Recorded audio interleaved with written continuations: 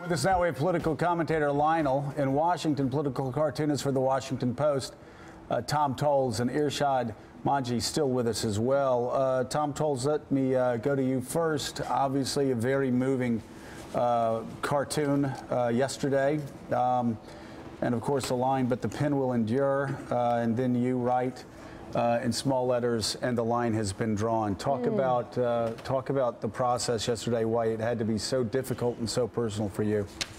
Well, first of all, it's just a shock. I mean, the word terrorism is used, the word murder is used less frequently today, but that's what it is. I mean, it was working individuals, colleagues, French colleagues of mine, murdered for doing their job, and so it's personal, it's painful.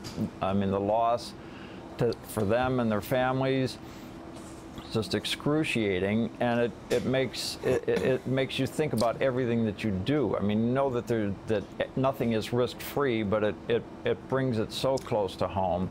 And I wanted to say something both direct and meaningful, but not simplistic. And this is obviously a takeoff or an extension of the idea that the pen is mightier than the sword. But it's not just a case of, oh, it's mightier, the pen always wins. I mean, we have dead individuals as a result of this act. And the right of free expression in the pen that I drew there is shown as with dignity, but not it has its vulnerability, too, lying there next to a very powerful weapon. Yeah. I mean, the message of the cartoon is, yes, free expression will endure, because it will, but it's not as simple as, oh, yes, well, free expression always wins every time. Let me ask Lionel about the effect, perhaps chilling effect this may have on expression. Well, and we noticed that there were quite a few newspapers and magazines that refused to reprint, including the AP, any of their cartoons. As a lawyer and somebody who's been in the opinion biz for 27 years, we're paid to say things that are raucous and abrade the public sentiment. I've got good news. The good news is that we love to make causal connections. Is this an Islamic message? The answer is no, it's not. Right now, as we estimate, there are 1.6 billion Muslims on this planet. If 10% were of this mindset, and to use the word incorrectly, this rabid, murderous jihadist, that's 160 million people. So that's not there. The good news is that there are leaders of the Muslim community who are basically speaking against this, but nothing has solidified public opinion and the need for unfettered free expression, I say, sadly, than this event. Yeah. It's done more to bolster free speech. To your point, Irshad Manji, we've been waiting to get to you here. What is the concern, do you think, about the understanding of religion, especially given a lot of the deductions people are making in light of the massacre in Paris? Mika, I can tell you that there are two main reactions, and they're very much based on different life experiences. One reaction is from non-Muslims who say, Irshad, I thought there was hope for reform in Islam. Clearly there isn't.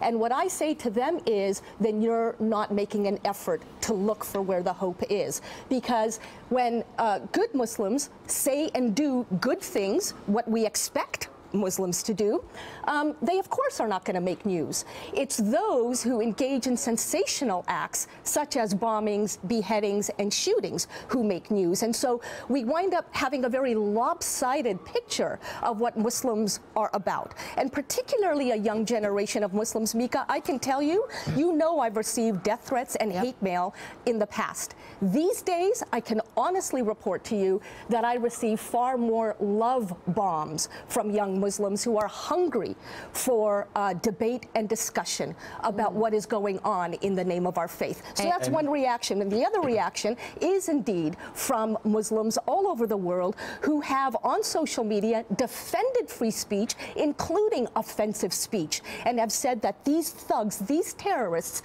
make a mockery of our faith. There you go. Tom, quick question for you. How do you draw the line between what is hate speech in a cartoon and what is political satire? There's some that have criticized some of these cartoons as inflammatory and hate speech. How do you, as a cartoonist, draw that line? Well, I draw that line every day, but I think it's important to say that today is not the day to try to draw that line. These were people who were murdered for expressing their opinions, and that is just unacceptable on every level. There's plenty of time before and after to talk about, which is part of free expression, what's acceptable, what's smart, and we can argue about that all day long. But right now, today, we don't argue about that. This was murder for free expression, and that's unacceptable, start to finish. And what's next for Europe? Lionel, what's the next step? Is that we continue, especially in France, this debate on how much immigration? Well, that's going to be a part of it. But again, the good news, I don't want to be Pollyannish, but the good news is that there will be an absolute explosion of an appreciation for free expression.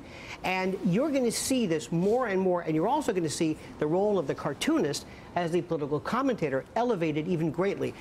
Through this tragedy, there will be much, much good that will be inspired by this. Irshad, would you agree with that? I absolutely do, and I'm already seeing the evidence of it, where more and more young Muslims are making the effort to express openly their love of free speech, because they know that their own ability to express themselves as individuals depends on everybody else's ability to do the same. Irshad Manji, thank you. Tom Towles, thank you as well. And Lionel, thank you very much. We'd love to have you back. Up next, the latest on the manhunt for two French brothers who are suspects in the Paris murders, and the newest details emerging about the victims. We'll be right